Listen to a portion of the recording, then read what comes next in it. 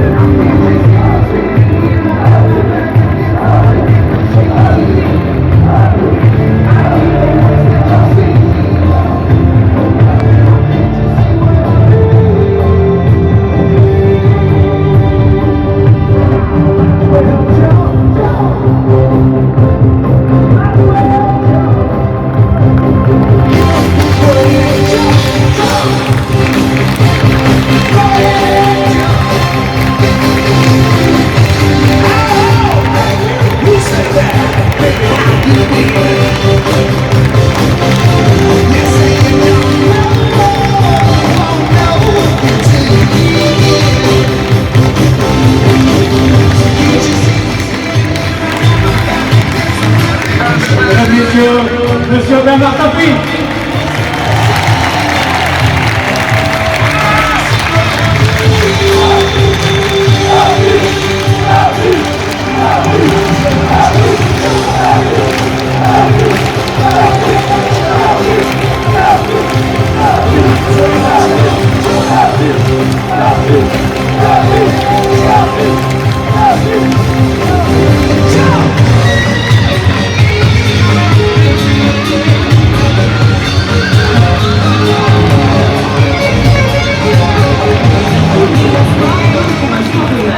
hier, dès 16h, 30 000 supporters s'engouffrent dans le stade. Ils sont venus pour les voir, pour la voir, les héros de Munich et surtout la coupe. Mais il leur faudra attendre 1 heure, 2 heures et même 5 heures avant d'être comblés et de voir enfin la preuve concrète qu'à Munich, le rêve est bien devenu une réalité. Par la ville de l'Olympia à l'exception de l'après-midi pour installer cette soirée. 21 heures, enfin un peu dans le stade et l'ovation pour les champions.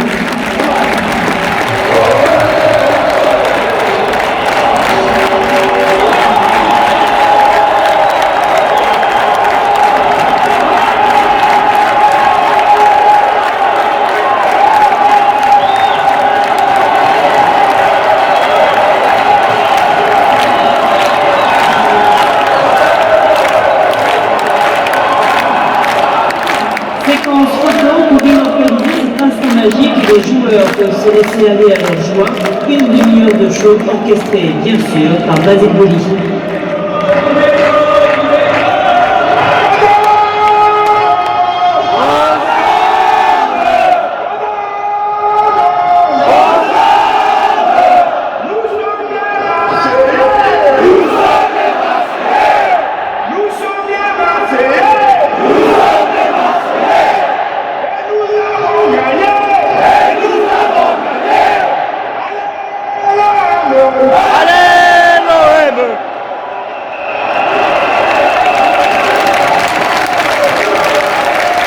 Hier soir, au stade de l'Europe, tous ceux qui n'avaient pas pu se rendre à Munich auront pu prendre leur revanche.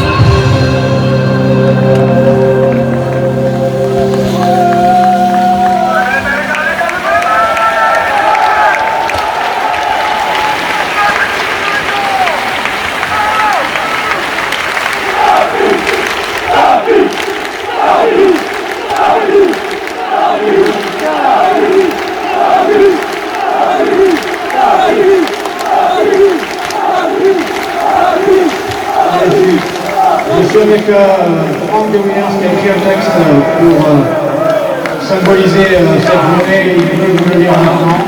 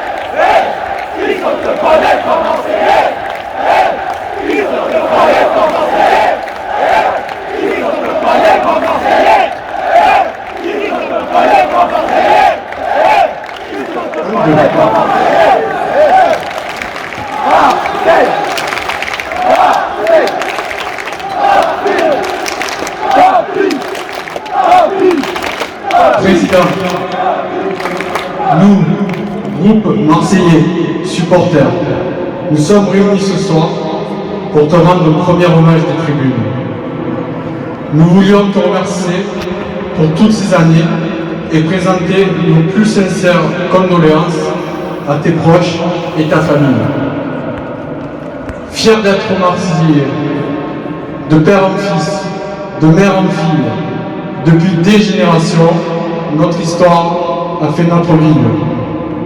Notre ville a façonné notre identité. Marseille était Marseille avant Tapie. Marseille et encore plus Marseille après Tapie. En prenant un club éteint, tu en as rallumé la flamme. En confiant à ses enfants l'animation des tribunes, tu as créé un mythe. En nous faisant traverser l'Europe, tu nous as menés au sommet. Riches, pauvres, bien ou mal, mais tu nous as donné à tous notre bonne étoile. Celle que nous mettons au-dessus de notre blason. Celle que le père raconte à son fils comme une belle histoire. Celle que les autres, avec leurs belles manières, leur arrogance et leur pognon, nous envient. Boss, nous te devons cet indescriptible sentiment qui, à chaque souffle de nos vies, historique ou misère, résonne au fond de nous comme notre victoire. Un soir de mai 93, tu as fait de nous d'éternels vainqueurs. Nous sommes à jamais, grâce à toi, des capitaines du Phocéa, des buteurs de la tête, ceux qui, en soulevant la groupe aux grandes oreilles, ont, comme tu nous y invitais, réussi leur vie. Tous à jamais les premiers. Pour nous, tu as payé le prix d'un bonheur qu'ils nous ont envié, qu'ils ont vécu comme un affront. Dans leur commission, leur ligue, leur fédération, dans leurs journaux et leurs tribunaux, ils ont voulu se venger, nous enfoncer et te détruire. Ils ne savaient pas qu'on ne détruit pas une légende, un mythe, une identité. Ton dernier combat nous a rendus encore plus fiers. Même eux ont dû plier et se résigner. Tu as forcé le respect de ceux qui n'en ont jamais eu. Tu as renforcé notre fierté, celle de tes enfants, qui regardent leur père et savent ce qu'ils lui doivent.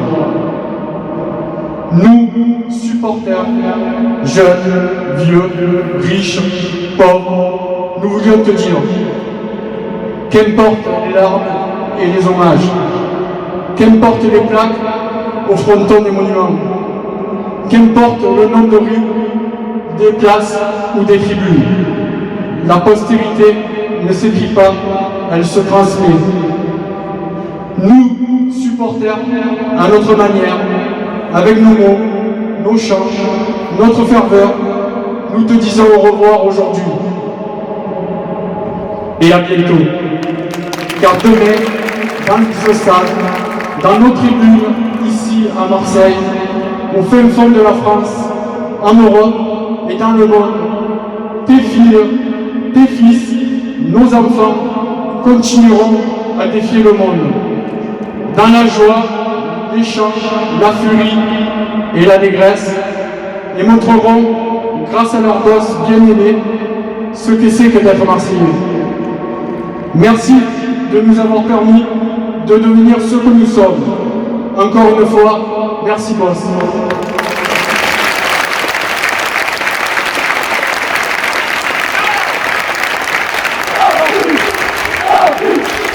Merci grand. Mais on n'est pas moins fort non plus. On tient. On n'est pas moins fort que Milange sur la dernière finale. Oh là, ils avaient l'effectif. Mais tu fais, attends, tu sais, je veux dire, j'ai fait 3 fois l'équipe idéale, les 2 finales. Tassotti, Costa, Baresi, Maldini. Ok, attends, t'as fait l'arrière, moi je te fais la mienne. De Sailly, toi, Anglema, Dimec. Au milieu, tu avais Raïka. Sauzé, Deschamps. Il y avait. Non, mais attends, la vérité, c'est qu'à Paris, Van Basten, il est sur un pied. Ah, il joue sur un pied. Baresi, je l'ai tué. T'as l'air d'oublier ce que je lui ai fait. Chacun son tour. Ils l'ont tué en première mi-temps. Je le fais partir en permanence, je leur avais dit, un coup sur 2. Parce que Baresi, c'était... C'est celui qui nous a réduit. C'était tout c'était de lui. Donc j'allais pas le laisser me faire chier.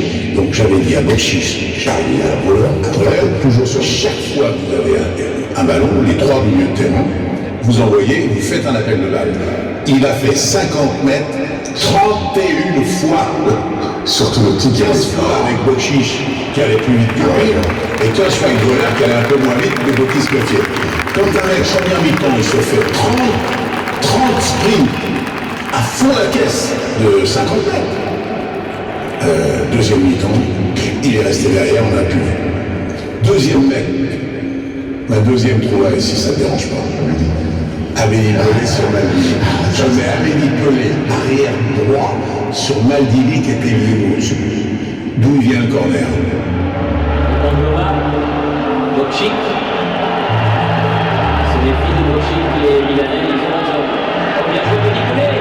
On va les 7 mètres. L'extraordinaire accélération d'Amélie Nicolet. Moi, le problème, c'est que j'ai été loin.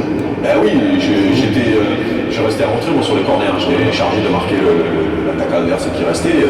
Et Didier sur main, parce que comme j'étais pas très bon dans la tête, Didier, il place dans le coup. Je retourne au corner, ça se retourne sans toucher le ballon, donc toujours les filets tremblés. Et je vois le ballon au fond défiler, et je sais pas ce qui s'est passé. Parce qu'il y avait tellement de mecs, en fait, je sais pas, il y avait 3 mecs autour de toi.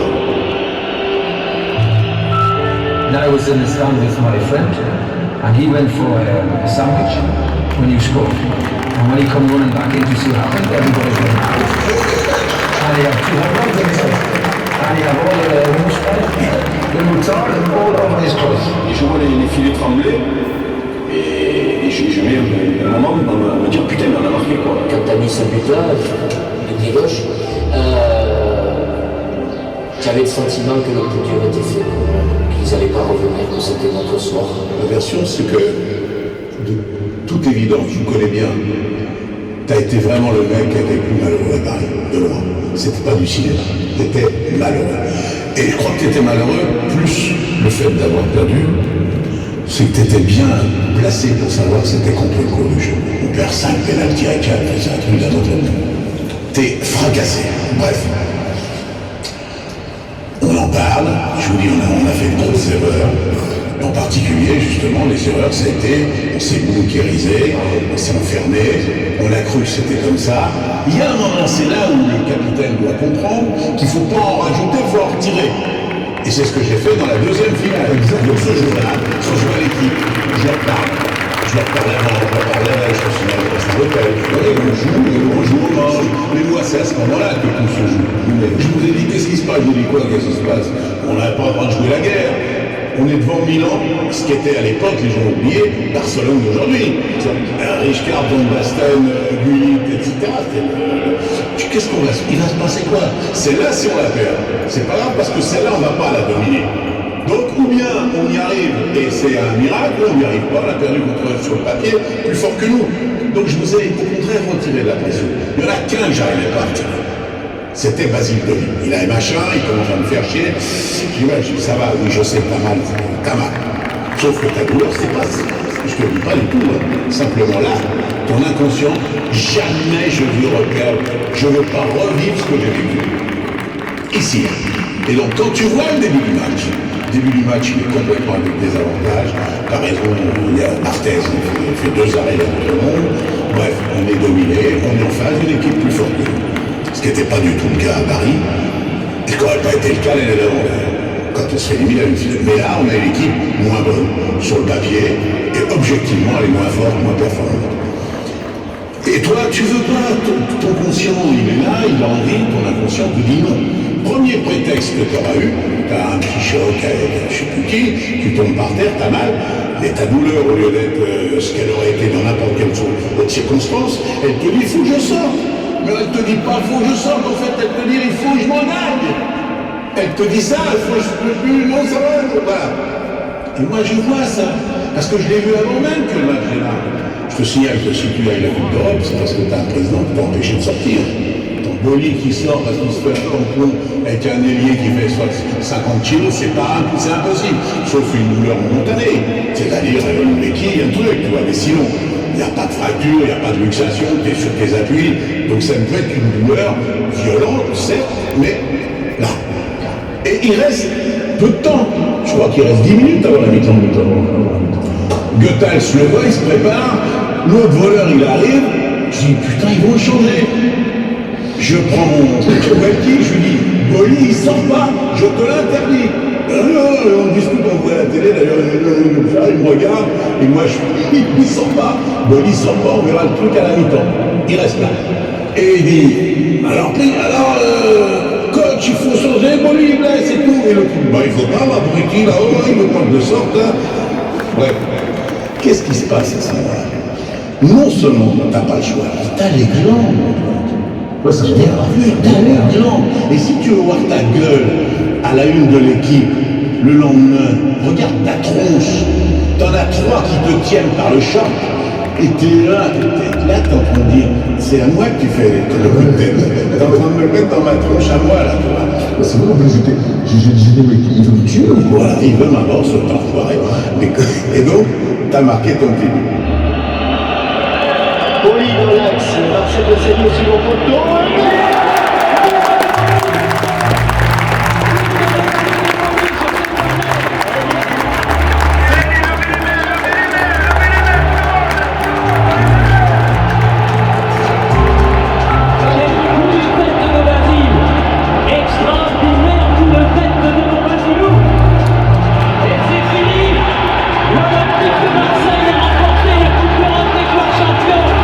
La malédiction entre Micanet et